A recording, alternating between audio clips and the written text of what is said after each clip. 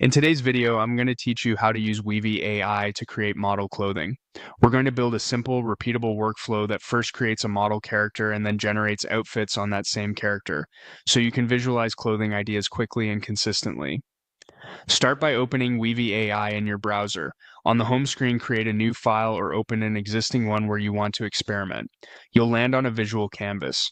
Think of it as your creative control room, where each block represents a step in the process and lines connect how information flows. Add a prompt block to the canvas. This first prompt will describe the model character. Keep it focused on the person, not the outfit yet. Mention attributes like age range, gender presentation, body type, pose, facial expression, camera angle, lighting, and a simple background. A clean, neutral backdrop helps the clothing stand out later. Next, add an image generation model block. Choose a model you trust for photorealistic portraits, then connect the prompt to the model and click Run. In a moment, you'll see your base character. If the result is too stylized or the background is busy, refine your prompt with clearer instructions like neutral studio background, soft even lighting, or front-facing medium shot. Now that you have a character, add another prompt block.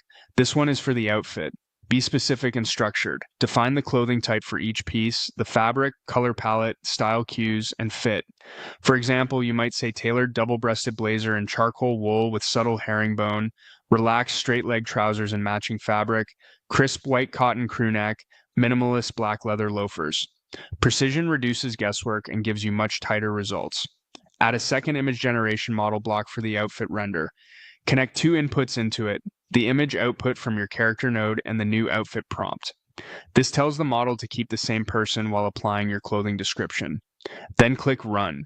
You should see the character wearing the outfit you described. If details aren't landing, simplify conflicting adjectives, prioritize the most important features first, and avoid vague terms like nice or cool.